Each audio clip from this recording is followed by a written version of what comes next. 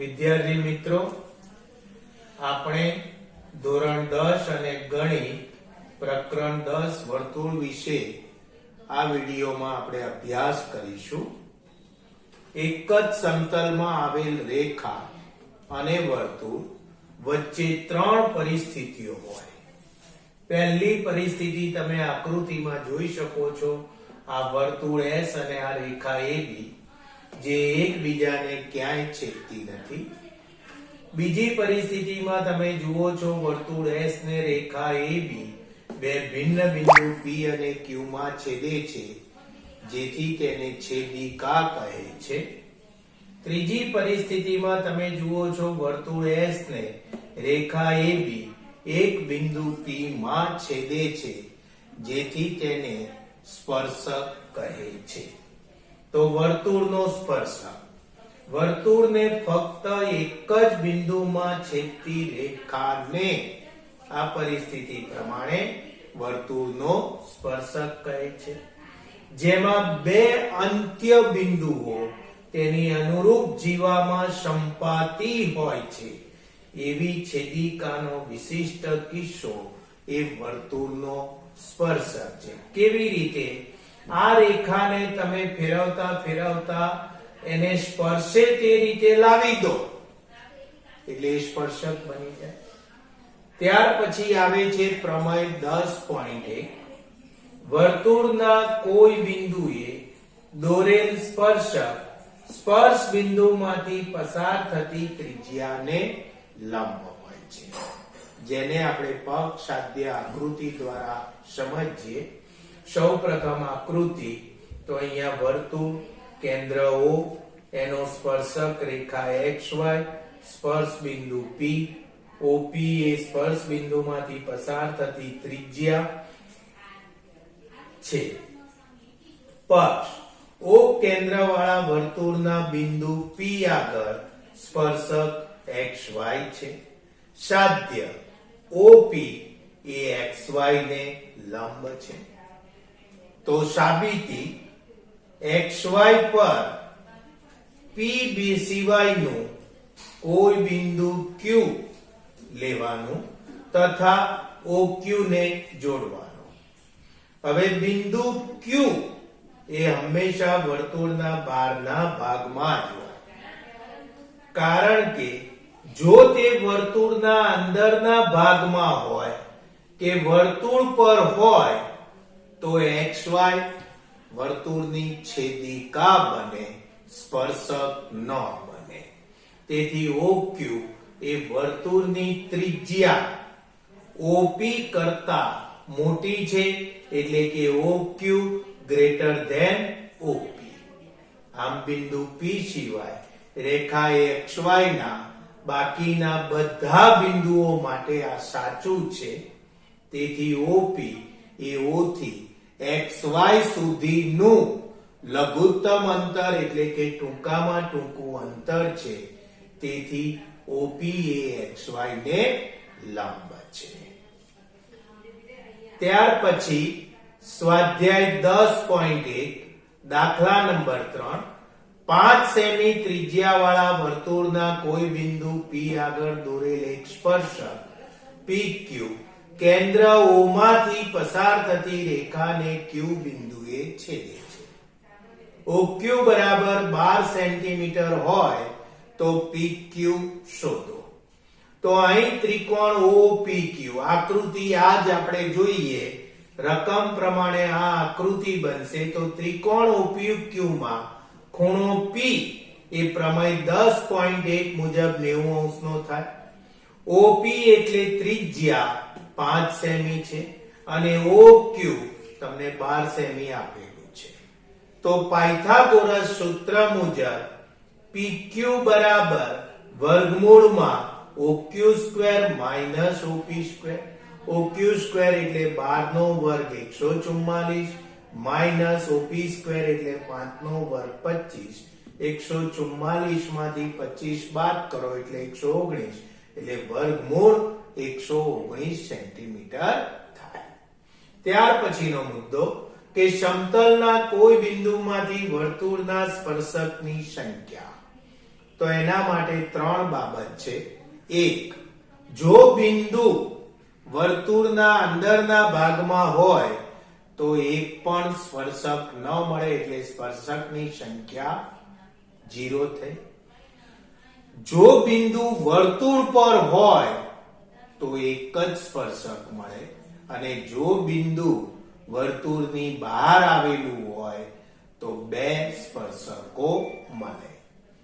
સ્પર્શકની લંબાઈ, તો વર્તુળના બહારના બિંદુથી સ્પર્શ બિંદુ સુધીની લંબાઈને સ્પર્શકની લંબાઈ કહીએ છીએ.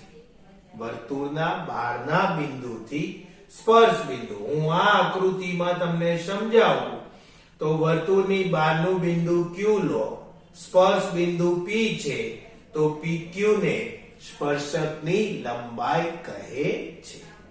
ત્યાર પછી પ્રમેય 10.2, વર્તુળની બહારના બિંદુમાંથી વર્તુળને દોરેલા આ વર્તુળ, એની બહારનું બિંદુ P, એ P માંથી વર્તુળને દોરેલા સ્પર્શકો, એક છે PQ, બીજો છે PR, જેની લંબાઈ સમાન હોય છે, એટલે કે PQ બરાબર PR સાબિત કરવાનું. જેમને એકરૂપતાની કાકબા શરત મુજબ બે ત્રિકોણો એકરૂપ છે એવું પહેલા સાબિત કરવું પડે. એના માટે આ OP ને જોડવા પડે, OQ ને જોડવા પડે, OR ને જોડવા પડે. હવે તમે બે ત્રિકોણ OQP અને ORP માં પ્રમેય 10.1 મુજબ ખૂણો Q 90, ખૂણો R 90, એટલે કાટખૂણા. Q ની સામેની બાજુ આ ત્રિકોણમાં OP, R ની સામેની બાજુ આ ત્રિકોણમાં OP, OP બરાબર OP સામાન્ય બાજુ. આ ત્રિકોણમાં બાજુ OQ, આ ત્રિકોણમાં બાજુ OR, જે વર્તુળની ત્રિજ્યા એટલે સમાન, એટલે OQ બરાબર OR. તો કા એટલે કાટખૂણો, ક એટલે કર્ણ, બા એટલે બાજુ. એ જ રીતે કા એટલે કાટખૂણો, ક એટલે કર્ણ, બા એટલે બાજુ. કાકબા શરત મુજબ ત્રિકોણ OQP અને ત્રિકોણ ORP એકરૂપ થાય, તો તેના બાકીના અંગો પણ એકરૂપ. તો આ ત્રિકોણની બાકીના અંગ તરીકે આપણે આ બાજુ, આ ત્રિકોણમાં તેને અનુરૂપ આ બાજુ PQ અને PR એ પણ સમાન થાય, એટલે PQ બરાબર PR. આ રીતે એની સાબિતી આપી શકાય.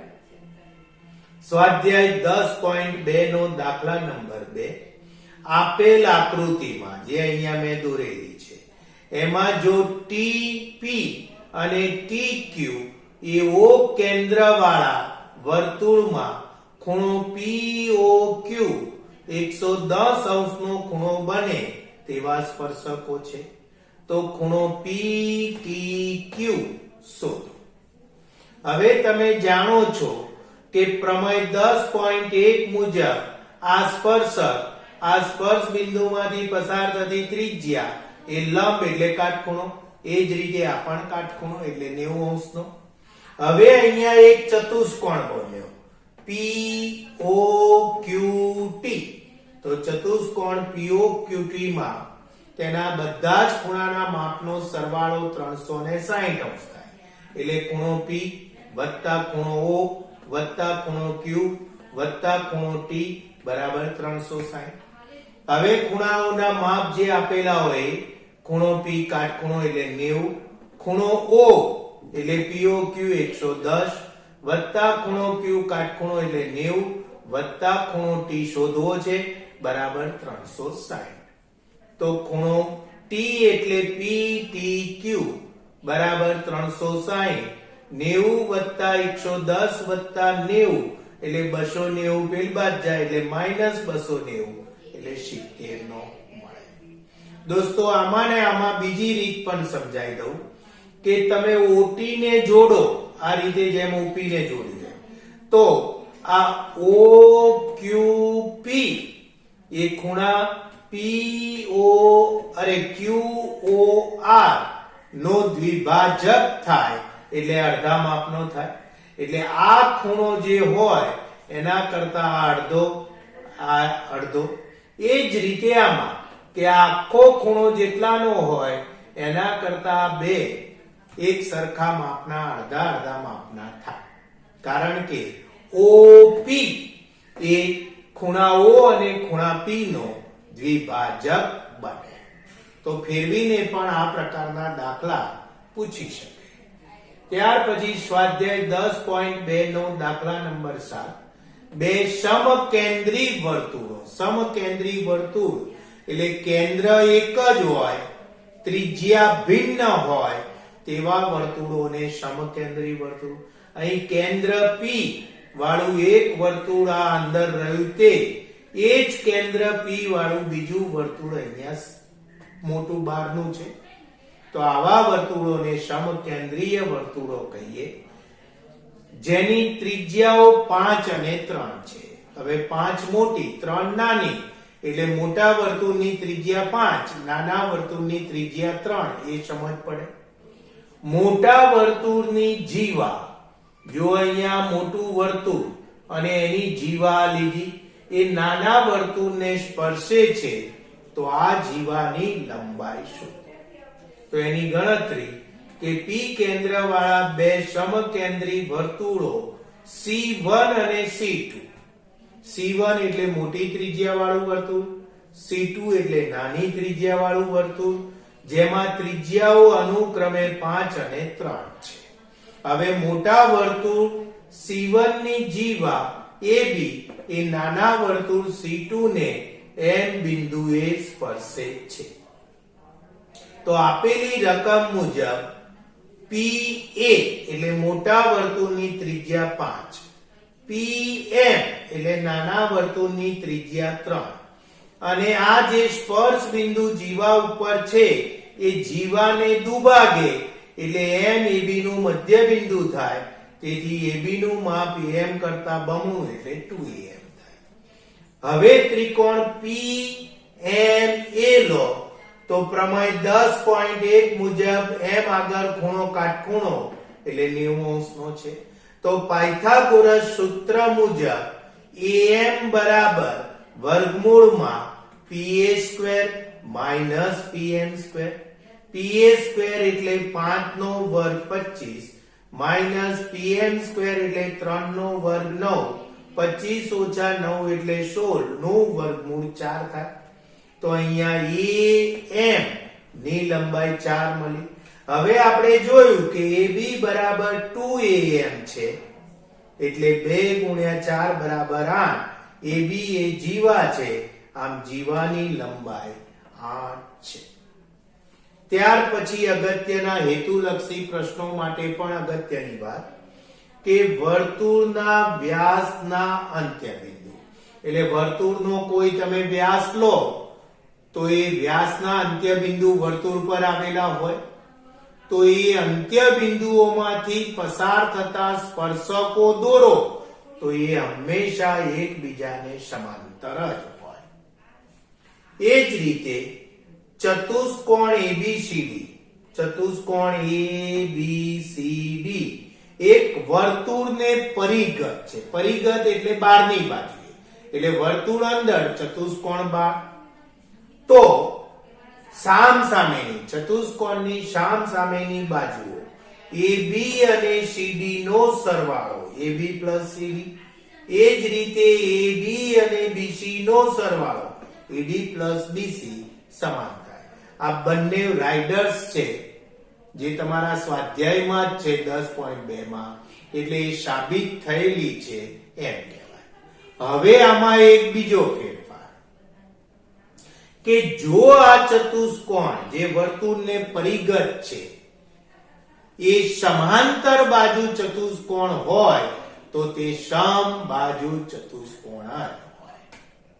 તો વિદ્યાર્થી મિત્રો, આ સાથે આપણું આ પ્રકરણ અહીંયા પૂરું થાય. બહુ સરળ છે, પણ તમને એ પણ કહી દઉં કે પ્રમેયો જે બંને છે એ આ વર્તમાન પરિસ્થિતિને કારણે રદ કરેલા છે. સ્વાધ્યાયમાંથી કેટલાક દાખલા પણ રદ કરેલા છે, ઉદાહરણો પણ રદ કરેલા છે. તો એની પ્રતિજ્ઞાઓને ખાલી સમજવાની, બાકી ગણતરી વાળા દાખલા હોય તો એકવાર ગણવાના, કે જેથી આ પ્રકરણનું પૂરેપૂરું જ્ઞાન આપણને મળે તો આગળના ધોરણમાં ક્યાંક એનો ઉપયોગ આવે તો આપણને તકલીફ પડે નહીં. તો હવે દરેક વિદ્યાર્થીએ પોતાના ગણિતના ચોપડામાં માહિતી, તમામ પ્રમેય, તમામ ઉદાહરણો અને દરેક સ્વાધ્યાયના દરેક દાખલા સારી રીતે ગણી નાખવા અને તૈયાર કરી લેવા. આ પ્રકરણ આ 5મી એકમ કસોટીમાં પણ છે. આભાર.